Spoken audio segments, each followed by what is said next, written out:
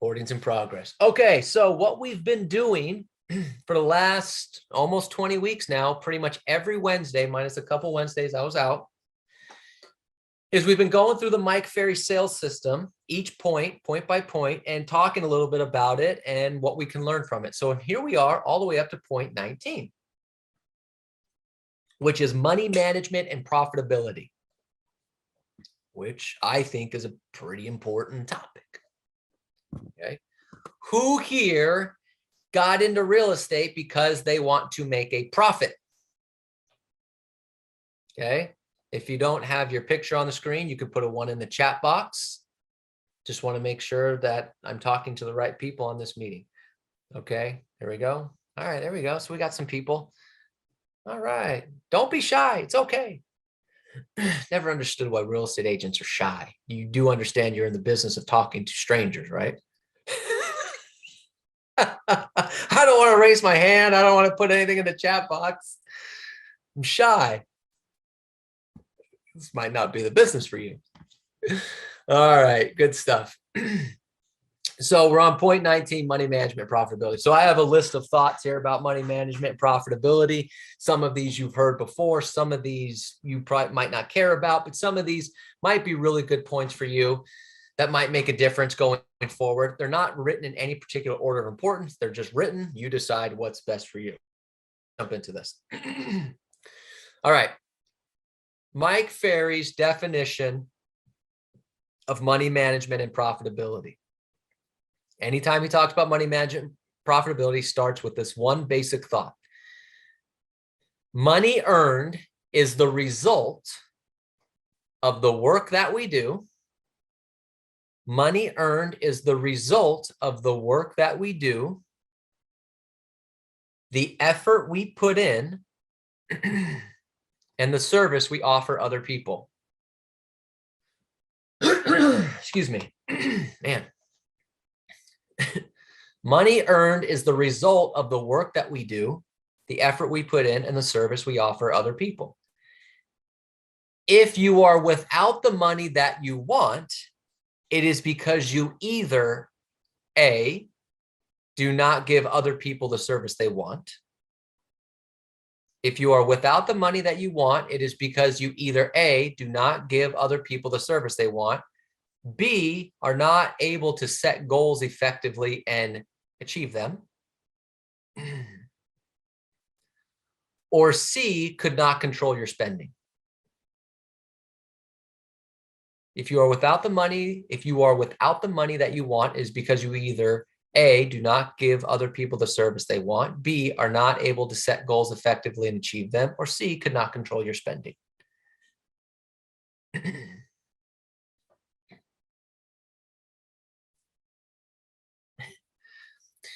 And then keep in mind here when we're talking about profit, profit is what is left after you subtract your expenses from your income.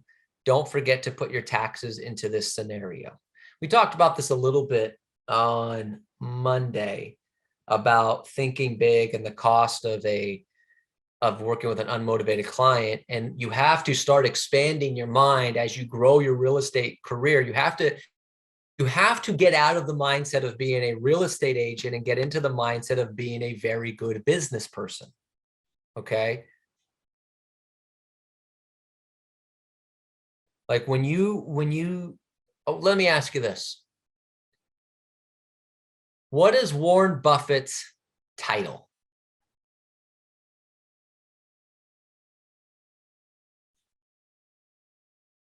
Okay. Nobody knows. Nobody knows what his title is.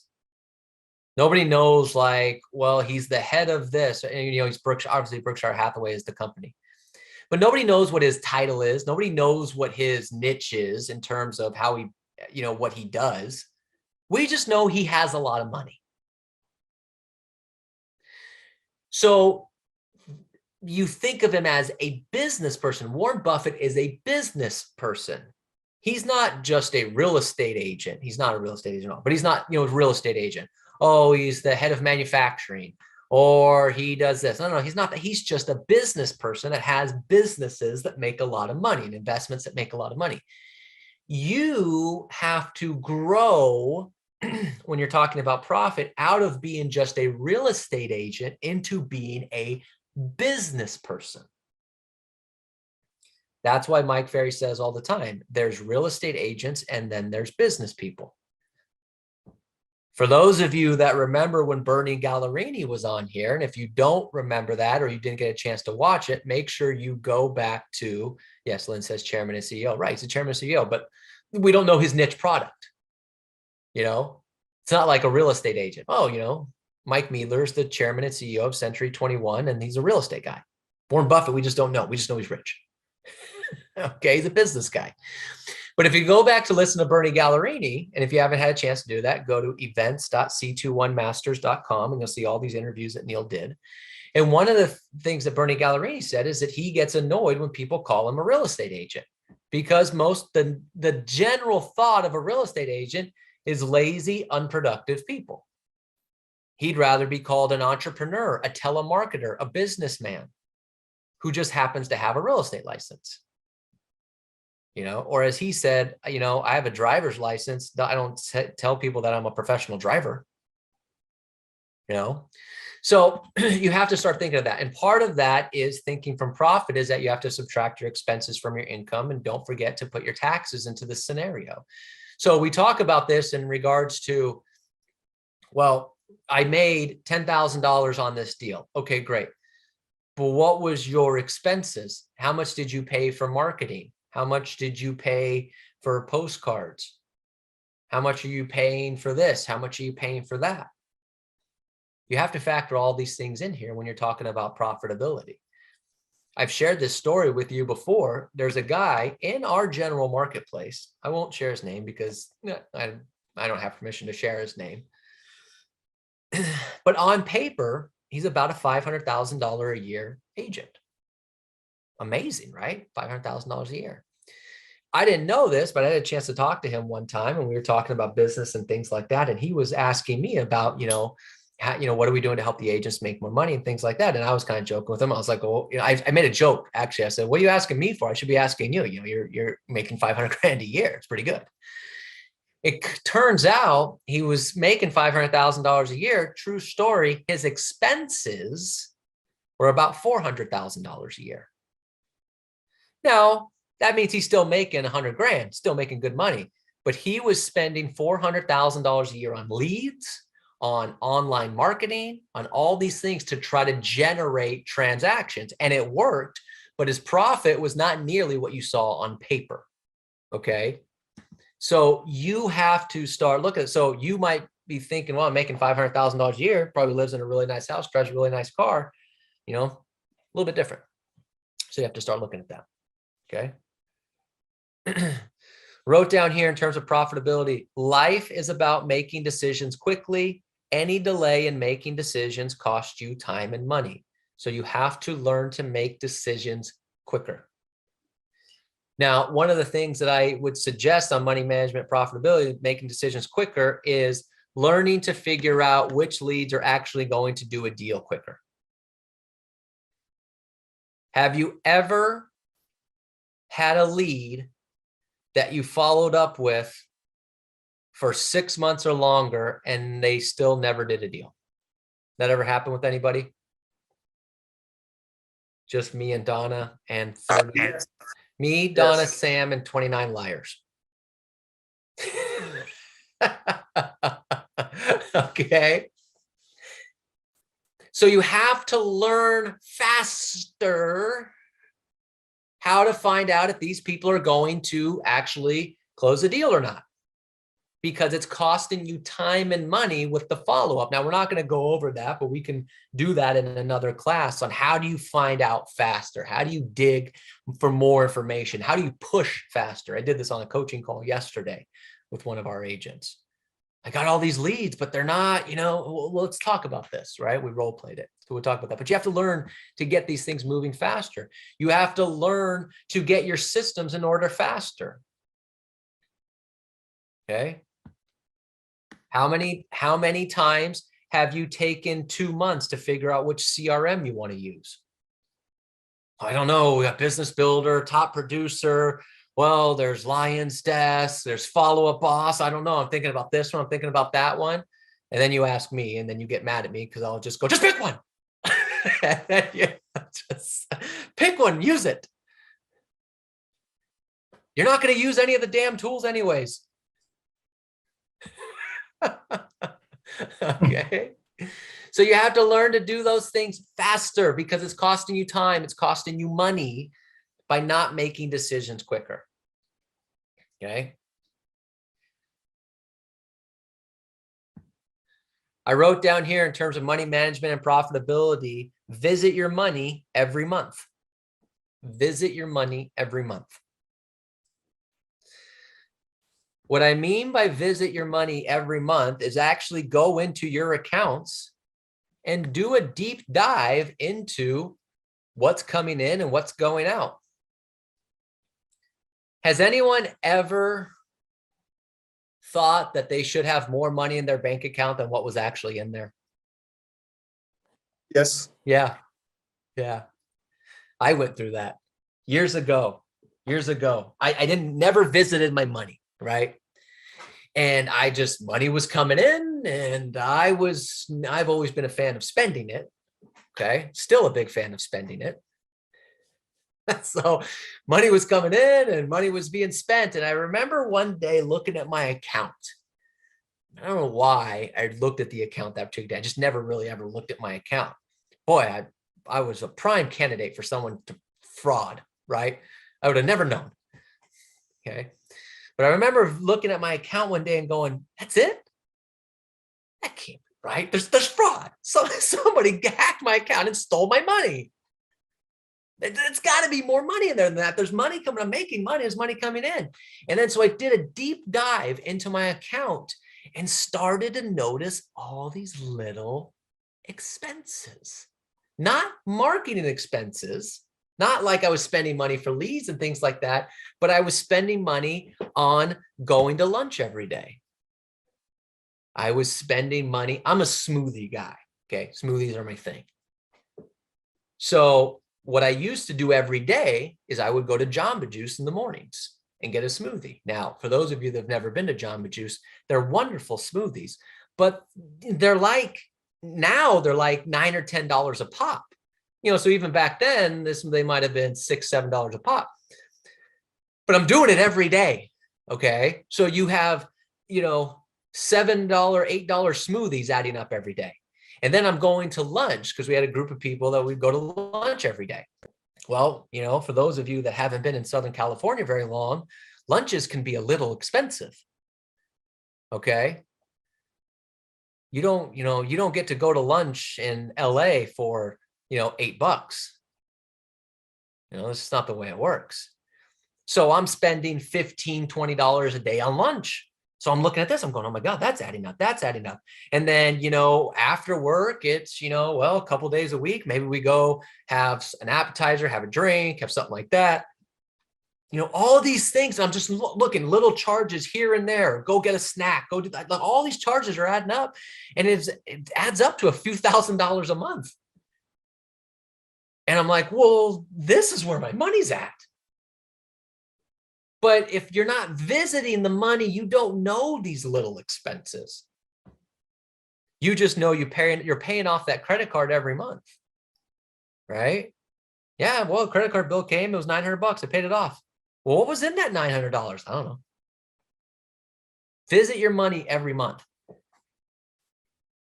See always look at what expenses you can cut and what you can modify. Now, I don't want you to live a boring life. Okay.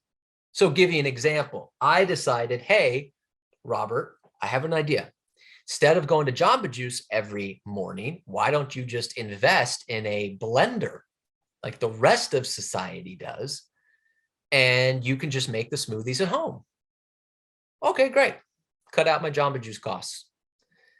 Instead of going to lunch every day, why don't you just make lunch and bring it to the office? Started doing that, cut that cost out.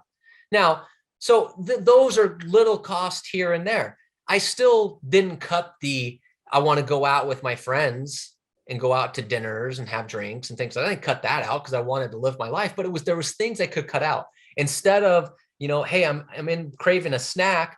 Let me go to the store real quick and pay $3 for a protein bar. I can just get a pack of protein bars for like $5 and have one every day. You know what I mean? So you can figure out the little expenses that you can cut out. Okay. Don't have to live your life boring, but always look at that. Your money, your bank account should, let me back up. Who here has kids or has had kids? Okay. Did you ever do that thing with the kids where you stand them up against the wall and you do a pencil with their height? And then as they grow, you do the pencil to see how they're growing. Yeah, you all know what I'm talking about here with the kids. You see that stuff? You should have that same game with your bank account. I remember just this big. And look at you now. Now you're here. And now you're here. Oh, this is so exciting. You're almost a full-grown adult. Okay. Your bank account should be growing just like your children do.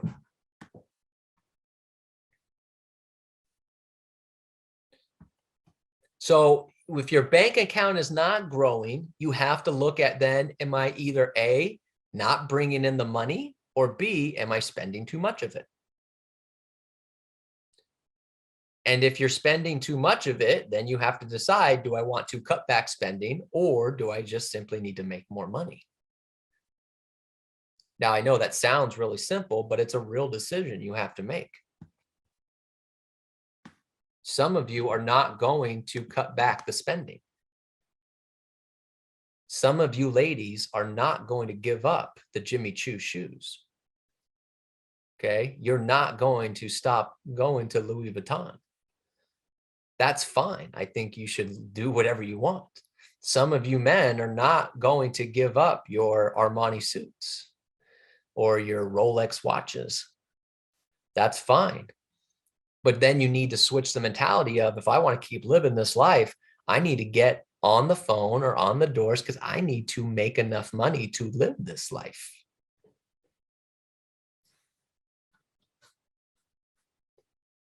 See, for me, it's not about the watches. I have an Apple Watch, and I didn't even buy that one, right? It's not that. I wear nice suits. For me, it's the vacations. There's no way that I'm willing to just stay put in my little area. No way. I want to go to Italy and I want to fly nice. And I want to stay in all the nice places. And I want to go to the best wineries and I want to eat at the best places. And that's going to be a $30,000 trip. Well, I better make some money. Okay. So you have to decide that. Is it cut your expenses? Is it make more money? Is it a mixture of both? You have to figure that out. Talk with your family, because make sure they're on the same page. Make sure they're on the same page. All right, wrote down here, consider using multiple checking savings accounts to manage your money. So for example, have a business account, have a personal account, have a savings account or an investment account. I've always been a big fan of having a goal account, meaning that you have some savings account where you put money in there for a rainy day, have some reserves, things like that.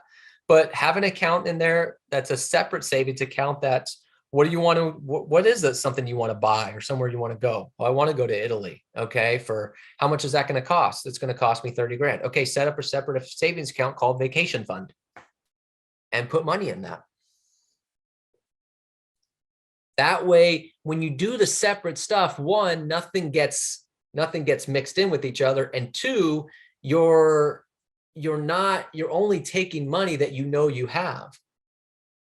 So if I have money in my vacation fund and then I take money from that fund, that's okay because I already have money in all the other accounts. I'm not taking from the personal accounts, from the mortgage and things like that. This is set aside. It's easier to manage things that way.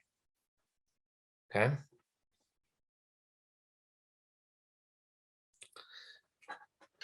I would also recommend getting in touch with your CPA, accountant, bookkeeper, maybe on a quarterly basis, just to review your numbers, just to make sure that you're on track with your taxes. How much are you going to have to pay in taxes? Now, this is really important. The goal as an independent contractor is to pay a lot in taxes. That's the goal. Why is that the goal? Why is the goal to pay a lot in taxes as an independent contractor? Anybody want to guess? That means you made a lot of money. There it is. Because to pay a lot of taxes, you have to make a lot of money.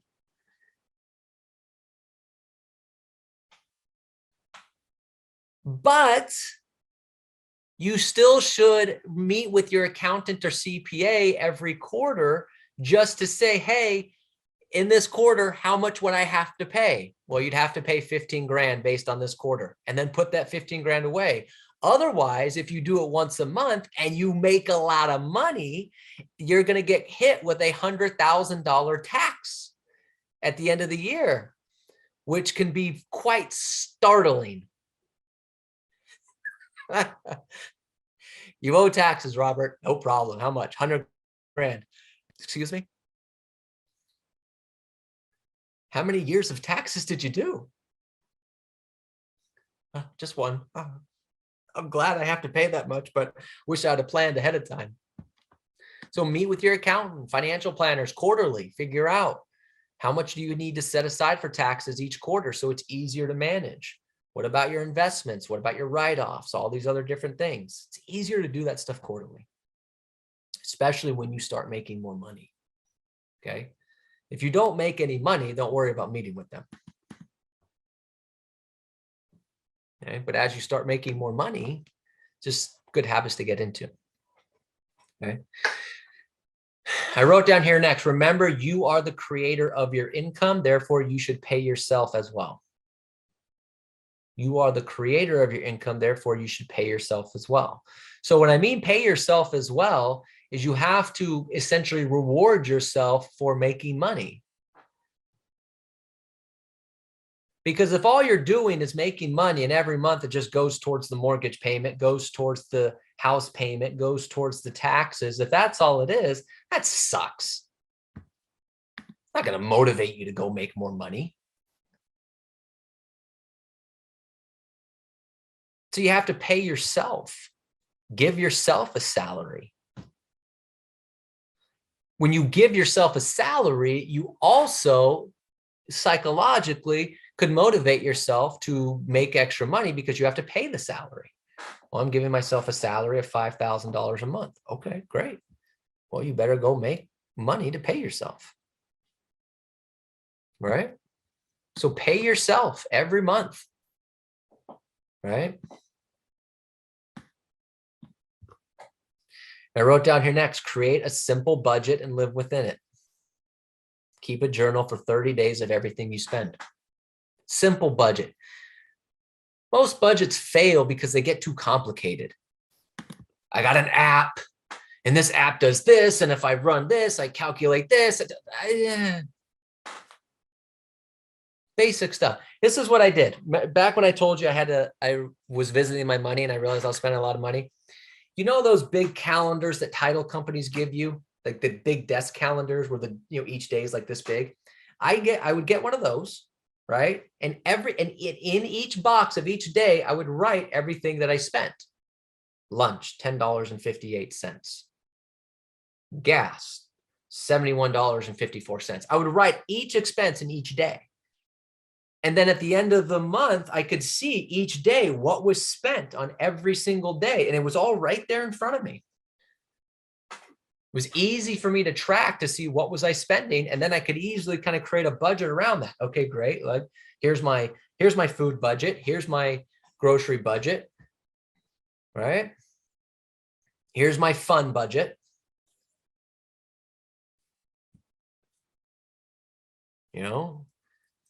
Figured out at the time that I did this, I was in my early 20s. So, I wanted to go out and have with friends and have drinks and stuff like that. I learned that if I had drinks at home, I didn't spend as many drinks at the bar. Saved me quite a lot of cash. Little things. You figure stuff out. Okay. But because it's all right there in front of you, it's simple. It's easy to understand, right? And then keep a journal, 30 days of everything that you spend. You might be surprised. Okay. There you go. There you go. All right. I wrote next. This is just money management type of things that I had learned, Mike's talked about before. I want you to write down the snowball effect. Some of you probably have heard of this before. Snowball effect. Snowball effect is when you're paying off debt, you may consider, this is not an end all be all, it's just a thought. Well, let me back up. When you have a large amount of debt, for those of you that have ever had it, okay, don't be embarrassed because a lot of us have, even if it's student loans. The number can seem pretty overwhelming. Okay, gosh, my total debt's 80 grand, my total debt's 100 grand, my total debt's 50 grand, 40 grand, whatever the number is, the total number can seem overwhelming. What the snowball effect is take the smallest account and pay that off first.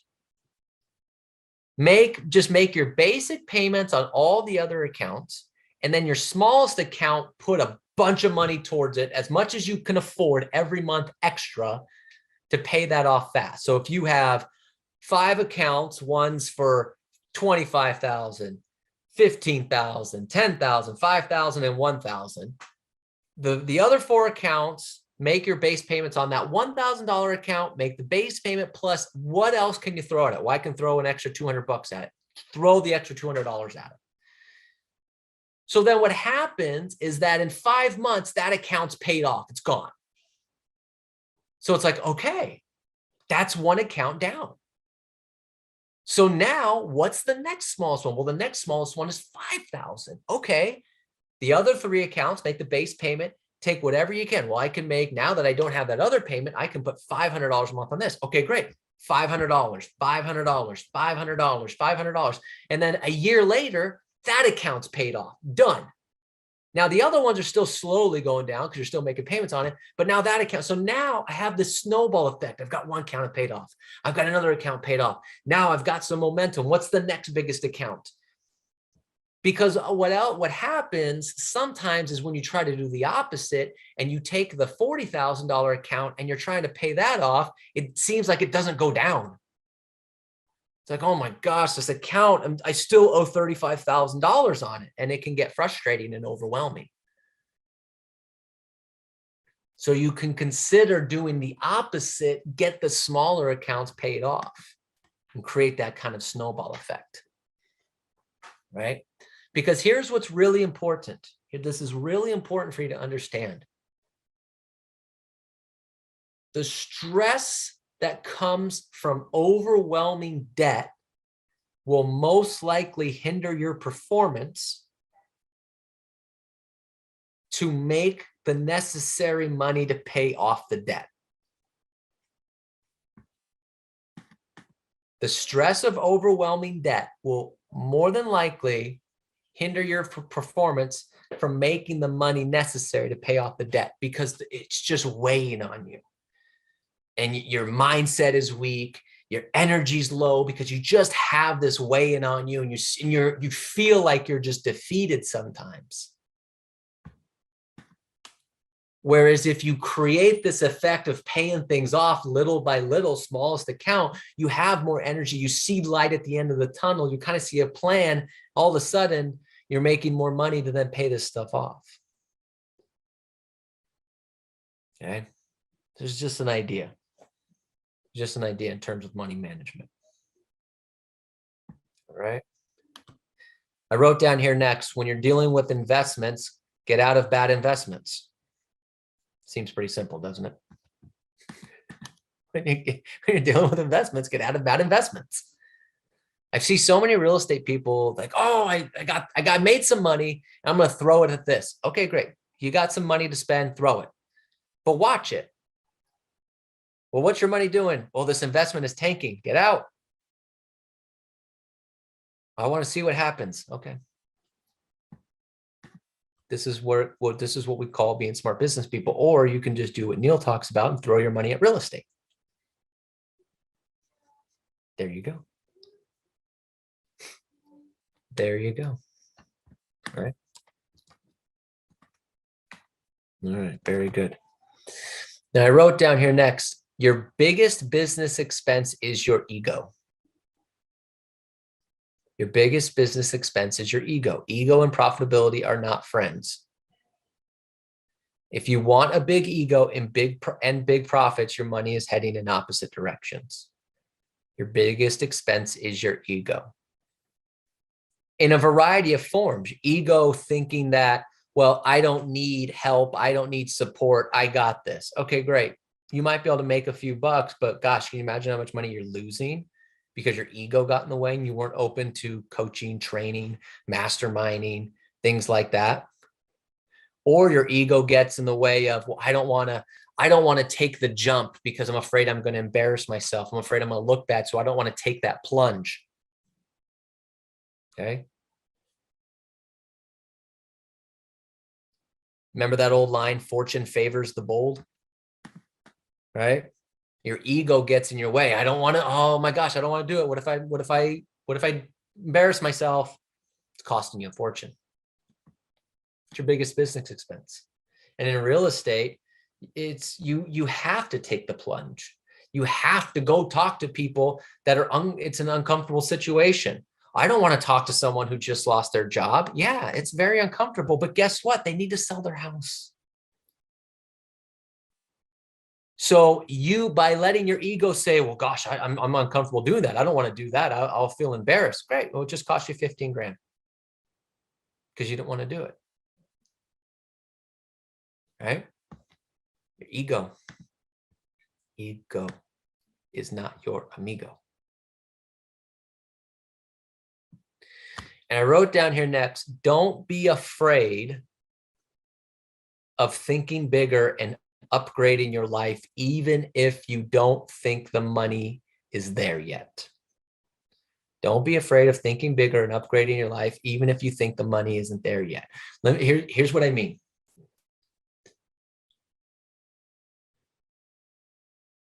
You want to buy a new car, not because you think the new car is going to get you deals. Okay. If you're buying a new car because you think, well, gosh, if I want to work in this area, I better buy this car. That's dumb. Okay. That's sorry. It's just the truth. Now you need a car that works. But even Christoph Chu, who is $1 million real estate agent in Beverly Hills, said it when Neil interviewed him, saying, you need a car that works. You don't need a Bentley. Okay. Unless you want a Bentley. So, but what I'm saying is that if you want a new car, you know what, Robert, I want I want an Acura MDX. I want that SUV. It's nice. It's big. It's luxury. It's great. It's like 75, 80 grand. That's what I want. I want the fully loaded one. That's what I want. Okay, cool. And sometimes we think, well, yeah, but if I go get it, then I have the payment. I don't know about the payment. Don't be afraid to take the plunge and go get it. Because what you'll find a lot of times is just by having that, and because you want it and you want to keep making the payments without you even realizing you'll make the money to make the payment. You won't even realize it. That's like, oh, I'm just making the payments every month. It's weird. It might not make sense. Some of you are probably thinking he's wacko. Okay. It doesn't make any sense. And you're right in some categories. Okay. But I'm telling you, sometimes you get the bigger item, but because you really want it, you don't even realize it, but you're just making the money to do it. You want the bigger house. God, I want the bigger house, but man, the taxes, the payment's going to be $5 grand a month. I've never had a $5,000 payment. Go get it. Don't be afraid to go get it, because it's just the way it works. You'll figure out the payment. That was one of the biggest things, money management, profitability. It really changed my mindset. I started buying things that I wanted, but you have to want it. Don't just buy luxury items or buy things just to have them, because then the motivation will be there. But I wanted the nice car. I wanted the bigger house. I wanted the condo in downtown LA with the floor to ceiling windows that had the view. I wanted that. And the thought of like, oh my gosh, yeah, but that condo is so pricey and the HOA is this. But I was like, oh, that's what I want. So I went and got it, and I didn't even realize it, but the payment was just coming out of my account every month. there was money going in, there was payments going out, and I never was concerned about it, even though I was concerned about it at the time doing it. I wanted the new car. Okay, I got the new car. I really want a new car and something that works, something that's nice. And the payments just keep coming out. So don't be afraid to think bigger, to upgrade the things that you really want, even if you're not sure if the money's going to be there yet. You have to be responsible, but you have to dream big. You have to go big. You have to go after it. The money will get there if you need it and you really want it. Because the fear, if you don't do that, is that you're constantly reserving yourself to say, I really want it, but gosh, I've never had a $5,000 payment before. We really shouldn't do that. And then you're still here. You're still stuck here instead of being here and all the opportunities are available. Don't be afraid to go big. Or as Mike Ferry would say, upgrade, upgrade, upgrade. Questions on anything I went over today?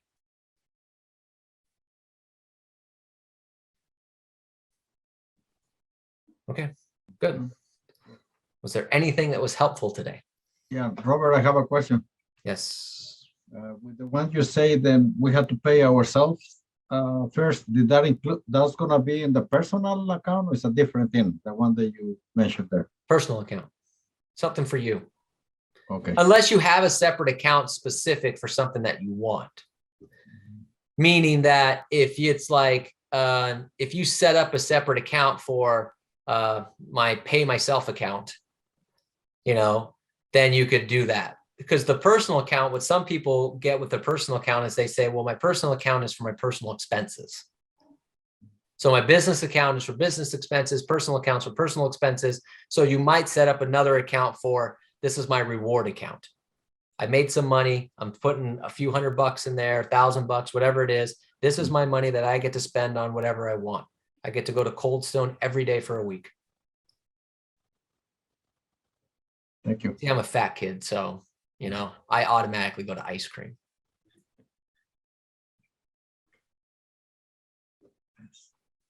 Thank you. So it just depends. Some people that might be too many accounts, so they'll just put it all in their personal account, and that's part of it, but you just do what's best for you. Great, thank you. You're welcome. Anything else? Any other questions? All right, very good. Well, look, hopefully there was something. I'm sorry. I was trying to get unmuted there. When you were speaking about the, paying yourself, would you say there's a kind of a rule of thumb of what percentage you should pay yourself versus putting away for taxes? Versus... So the general rule of thumb that Mike Ferry always said for everyone is you put 30% of your money goes to your business account. 30% goes to your personal account. 25% goes to your tax account. 10% goes to a savings account or an investment account or whatever the case may be. And that last 5% goes to either a pay yourself or another savings account that's like a vacation fund or something like that. Okay, I'm sorry. Say it one more time. I was 30% of your money goes to your business account. Okay. 30% goes to your personal account. Okay. 25% goes to your tax account. Okay. 10% goes to a savings or investment account. Okay. And then 5% goes to paying yourself or some sort of reward account, a vacation fund, something along those lines. Okay. All right. Now that's just a blueprint. You figure out what's best for you, because for some people, they don't need that much in their business account because they don't have a lot of business expenses, or they might not need a lot in their personal account because of that, or whatever the case may be. The Okay. one thing that you should definitely do is make sure that you always put at least 25% for taxes, Okay. Got it. because you can't go to jail for missing payments on your personal account, but you can go to jail for not paying your taxes. Yeah. Okay, cool. Thank you. Welcome. Good question. Good question. Any other questions? What we went over today? You know, Robert, I was going to mention that it's so easy to live below your means. It's super easy. My husband and I have been doing it for quite some time, and we're on track for retirement at 40. So it's very, very doable. Oh yeah, that's great, Abigail. Good for you. Congratulations. Yeah, it's doable if you have a plan and you follow it, and yeah, you live below your means. But you could still, Abigail, I know you travel and you do things and you have fun and stuff like that. So it's all possible to do these things without going crazy. It's amazing. Very possible. For those of you that haven't really gone through this, I'm telling you, the expenses that you're paying on some of these things are not worth it, where you can put that money either towards an investment or put it towards something that's really, really meaningful. I'm not a cheap guy by any stretch of the imagination, but I don't spend a lot of day-to-day money. Just don't. I don't. I mean, I make my lunch I go to the grocery store and make my lunch every day. We go to Costco because you can buy in bulk. I make my lunch every day. I still make a smoothie every single morning. We cook dinners and things like that. I'm not a big day-to-day spender. Whoa. No Jamba Juice? No Jamba Juice, man. I make my smoothies at home. Uh-uh. Every so often, I'll go there, be like, oh, let's just go, right? But I'm not a big day-to-day spender, and it doesn't bother me in any way. So when I spend, we're doing something. We're going to a nice dinner. We're going to Bestia and we're going to spend $250. We're going to 71 Above and we're going to spend wherever. We're going to Nobu and we're going to spend $300. So it's like those kind of expenses can get pretty big, or it's the vacations, the weekend getaways. Some of us are losing all of our money on the day-to-day expenses. And that's what's killing you. And as Abigail would tell you, you can live below your means and just spend the money on the big items, what you want to go on, and then make good investments and things along those lines, whatever your investments may be. Obviously, we talk a lot about real estate, but you can do stocks, bonds, whatever you're good at. Most of my money actually came from that. And so, you just do the right things. But yes, it's entirely doable to live in Southern California and not have to spend, $200 a day, or Washington or New York or anywhere else anyone else that lives that can be really expensive. Good stuff. All right. Very good. Anything else? Comments, questions, thoughts, anything like that? Very good. If you need help with any of this stuff, I'm more than happy to, sit down and help out with that. Although I would predominantly recommend you, again, always talk to your accountant, financial planner, financial advisor, and more importantly, the people that are also involved with your money, spouses, kids, things like that. Because if you want to save and they want to spend, it's not going to work. Sorry.